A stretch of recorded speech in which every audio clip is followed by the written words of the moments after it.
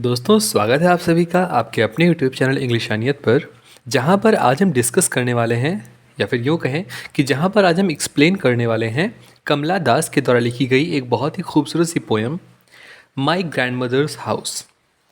दोस्तों अगर आप किसी भी कॉम्पिटिटिव एग्ज़ाम की तैयारी कर रहे हो तो आप हमारा प्लेलिस्ट जरूर एक बार चेक करें। आप इस चैनल पर नए हैं तो चैनल को सब्सक्राइब करके वीडियो को लाइक कर दें और बेल आइकॉन दबा दें, जिससे कि आगे आने वाली कोई भी वीडियो आप मिस ना करें।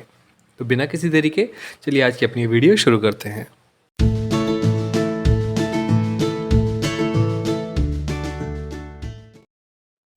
तो दोस्तों इस पोएम के बारे में जान लेते हैं कुछ खास बातें। ये जो पोएम है ये कमला दास, जिनको हम इंडियन कन्फेशनल पोएट के नाम से भी जानते हैं, और इनका पहले नाम था कमला सुरैया।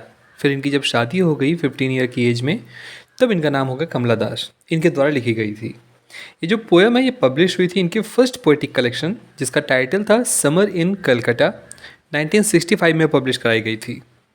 जो समर इन कैलकाटा है इनका फर्स्ट पोएटिक कलेक्शन है, उसके साथ साथ एक कलेक्शन है 50 पोएम्स का, ठीक है। और जो ये पोएम है हमारा माई ग्रैंडमदर्स हाउस, ये उसी कलेक्शन में का या फिर उसी 50 पोएम्स में से एक पोएम है। ये एक ऑटोबायोग्राफिकल पोएम है जिसमें कमला दास अपनी नीड ऑफ लव यानी कि प्रेम की ज़रूरत जो है उसको एक्सप्रेस करती हैं, बयान करती हैं, और अपने ग्रैंडमदर जो कि अब मर चुकी हैं, जिनका अब देहांत हो चुका है, उनको याद करते हुए इन्होंने ये पोएम लिखा है।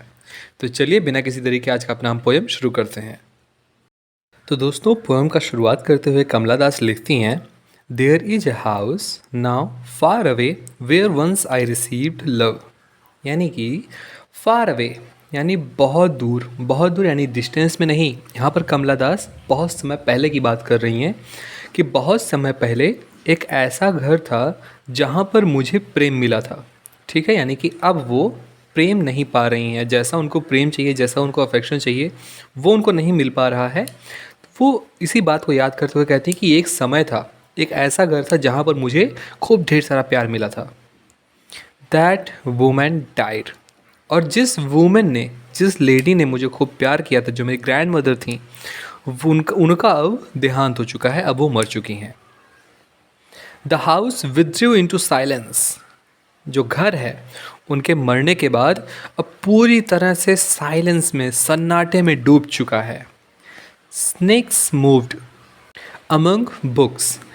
और उनके देहांत के बाद अब जो उनके घर में किताबें थीं, बुक्स थीं, उनके ऊपर अब इस तरह से वो सारे बुक्स पढ़े हुए हैं कि अब उनके ऊपर अब सांप रेंगते हैं, यानी कि उनको पढ़ने वाला कोई नहीं है।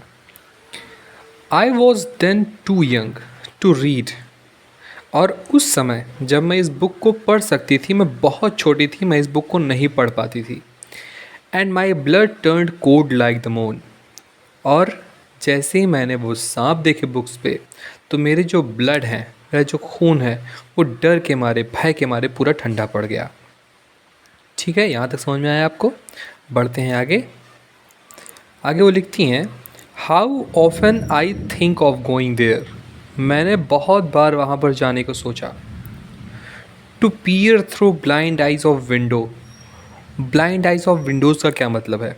वो जो विंडोज़ हैं, विंडोज़ यानी जो खिड़कियाँ हैं मेरे घर की, जो मेरे दादी के घर की खिड़कियाँ हैं, उन पे इतनी माटी, इतनी मिट्टी जम चुकी है, उसके अंदर इतना अंधियारा है, इतना अंधेरा है, इतना ब्लैकनेस, डार्कनेस है कि अगर हम वहाँ से देखते हैं तो हमको कुछ दिखाई नहीं पड़ेगा। इसलिए ब्लाइंड आइज ऑफ विंडो यहाँ पर लिखा गया है। तो टू पियर यानी झांकने के लिए, थ्रो कहाँ से? ब्लाइंड आइज ऑफ विंडो, उन खिड़कियों से जहाँ से कुछ दिखाई नहीं पड़ेगा। और या फिर just listen to the frozen air, उन हवाओं को सुनने के लिए वहाँ पर जाना चाहती हूँ, या फिर वहाँ पर जाने का सोचती हूँ, जो कि ऐसा महसूस होता है कि उस घर के अंदर की सारी हवाएं अब जम चुकी हैं, ठप पड़ चुकी हैं। और इन वाइल्ड डिस्पेयर, या फिर इस बहुत ही भयावह, बहुत ही जंगली से दुख में, pick an armful of darkness to bring it here to lie behind my bedroom door like a brooding dog. मैं ये सोचती हूँ कि वहाँ से जो डार्कनेस है, अगर मैं वहाँ पर जाना चाहती हूँ, वहाँ पे जो ब्लाइंड आइज़ हैं विंडोज़ की, उससे देखना चाहती हूँ, वहाँ की हवाओं को जो कि जम चुके हैं उनको फील करना चाहती हूँ, और वहाँ की जो डार्कनेस है उसको उठा करके, क्योंकि और कुछ वहाँ से लाने लायक है नहीं, वहाँ पे सब चीज़ें खंडहर हो चुकी हैं, लेकिन वहाँ का जो अंधियारा है, वहाँ का जो अंधेरा है, डार्कनेस है, उसको ला करके आर्मफुल डार्कनेस, एक बाहों में डार्कनेस को भर करके यहाँ पर ला करके मैं क्या करना चाहती हूँ, लाई बिहाइंड माई बेडरूम डोर्स, अपने बेडरूम के, अपने कमरे के जो पीछे दरवाज़ा है उसके पीछे रखना चाहती हूँ लाइक अ ब्रूडिंग डॉग, जैसा कि एक सोता हुआ कुत्ता बंधा हुआ होता है ऐसा।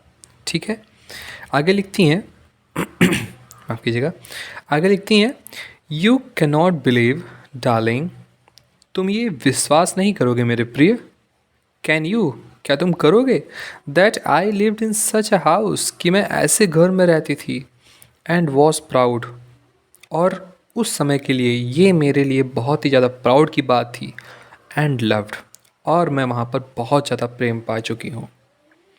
आई who have lost my way and beg now at strangers door to receive love at least in small change, क्या तुम्हें विश्वास करोगे कि मैं ऐसी जगह पर रहती थी, उसके बाद भी मुझे इतना प्रेम मिलता था, मैं प्राउड फील करती थी, लेकिन आज मैं जो कि लॉस्ट मतलब अपने इस रास्ते पर खो चुकी हूँ और लोगों से बेग करती हूँ, मैं लोगों से मांगती हूँ, स्ट्रेंजर्स जिनको मैं जानती भी नहीं हूँ उनके दरवाजे दरवाजे पर जाती हूँ, उनसे प्यार मांगती हूँ कि एटलीस्ट मुझे थोड़ा सा ही प्यार मिल जाता।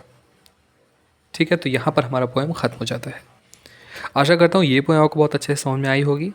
अगर आपको कोई सजेशन देना है तो आप वीडियो के कमेंट बॉक्स में सजेशन दे सकते हैं, स्वागत है।